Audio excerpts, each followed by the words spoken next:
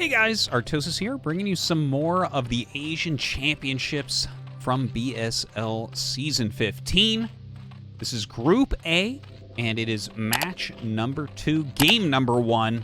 This one's between Soso and Jedi. Now, Soso, you may have heard that ID before, but most likely if you did, there is a Korean Terran pro gamer. A newer one that goes by Soso in ASL. So that's not him. I actually don't really know anything about this player.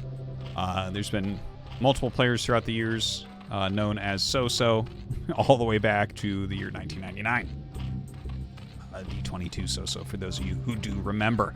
Now, Jedi, though, is certainly someone that I have heard of. He's been around for a very long time. One of the best Chinese Zergs for quite a while. I would definitely put him as one of the favorites to get out of this group.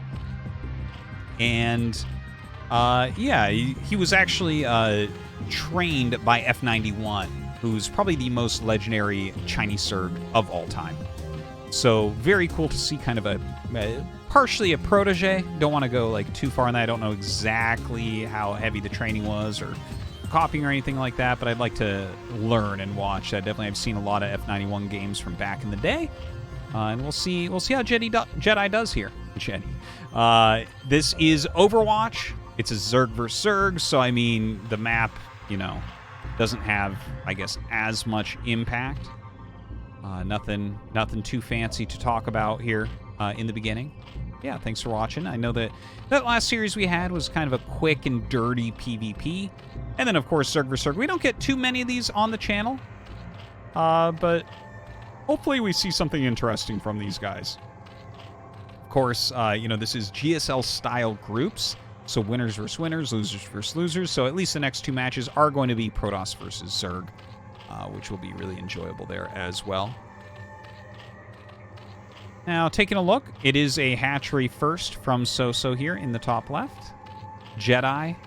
Oh, hatchery in the main base. So this is more defendable by far for Jedi. But obviously this is, it's the second location that's harder to defend, but it will give him an additional geyser. You're not thinking about the mineral patches as much. Like, they're there, they can help, but generally you don't even really get full saturation in your main, so you don't technically need the patches, even though you oftentimes will end up using at least a couple.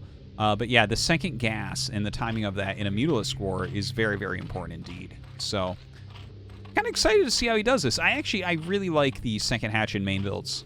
They are not something that you see every day in ZVZ, but they've been around for a long time, and definitely they have a place. You see occasionally very strong players go for it, or also very weak players such as myself go for second hatchery in the main base. So, let's see here.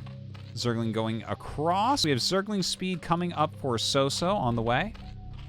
Not mining at the moment, just making nothing but Zerglings. But here's the thing, right? Like, if you're making nothing but Zerglings here, you're kind of going for a Zergling all-in, and your opponent is 2 hatch in the main base, you're at a disadvantage. Like, Jedi basically has the same amount of larva, and all of his stuff is in one area, so he can do things like just rally almost as many lings as you have on top of the ramp and make nice arcs like this, which are very hard to break through. Also, I mean, if he makes any Sunkens, it basically covers everything. Now, his Spire placement is a little bit scary. Like, I could see that being picked off. It looks like he does want to put a Sunken here. That might be the move here for Soso. In situations like this, where your layer is so much slower, you can see he just started mining gas once again. A lot of times your only way out of it will be to try to cancel the Spire. So here we go, Soso trying to break up the ramp. Don't forget, he doesn't have that many more Zerglings, so Jedi doing a good job of holding him back while he gets this Sunken Colony up. Look at that. Oh my god, just better surface area for most of it here from Jedi. And he's going to end up losing this by, he's going to end up holding it with 2 very red lings left over. So you can see the advantage of something like this. Soso is still making lings. He is very, very, very all-in at this point. But their drone count is similar. Thing is, as the Spire finishes, he's going to have to make spores, which is going to hurt his economy even more. Because it's either that or kill your opponent outright. And we'll see. Jedi shortly here is going to be able to afford a Mutalisk. Okay, there you go. One Mutalisk on the way. Obviously, nothing shoots up for his opponent. Oh, I love it. Oh my god, I didn't even notice he brought a drone down so-so. Gonna do a sunken push here. All right. Counter sunken going up. That is something he's gonna have to dive upon. Okay, gets his sunken going first. Oh, the mutas pop out though. And, all right, he is going to run in. He's actually right-clicking on the sunk, which probably is not going to work out all that well. The sunken comes up. Lings plus sunken against this. Okay, he busts the other sunken colony. The drone drilling actually was very strong. This sunken ends up falling, and the mutas are going to end up clearing everything else. But at the end of the day, the damage not that high to Jedi. Oh, he gets one more. So down to 6 drones. Okay, I mean, that's pretty darn good damage, but there's 3 mutas out here.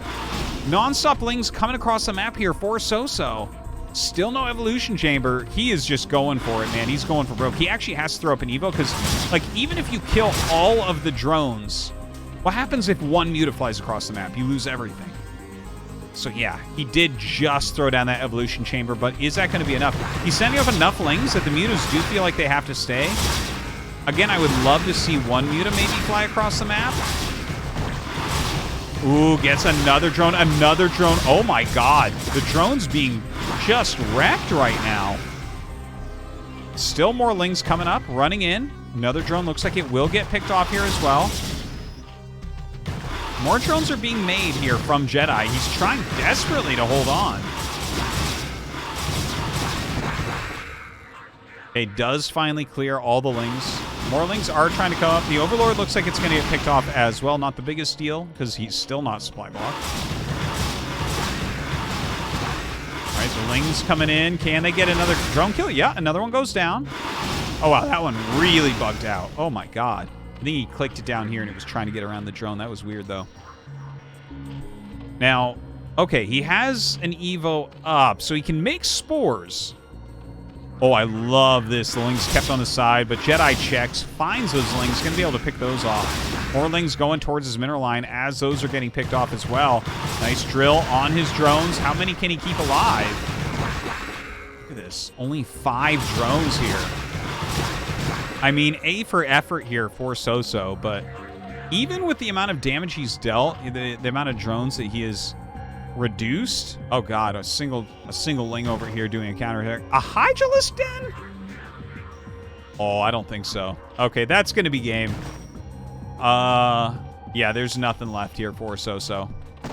I mean, I would love nothing more for Hydralisks to save him and to have this turn into a Hydra versus Muta game, because I haven't seen anything like that in like 20 years. Almost 20 years. Probably closer to like 18 years. But yeah, that would have been cool. Unfortunately, 2 Hydras are not going to be enough against 3 mutas. You need a little bit more than that. If he had 4, then I think he actually has just enough to hold this. But that should be it. That should be GG. It's literally 0 supply. GG.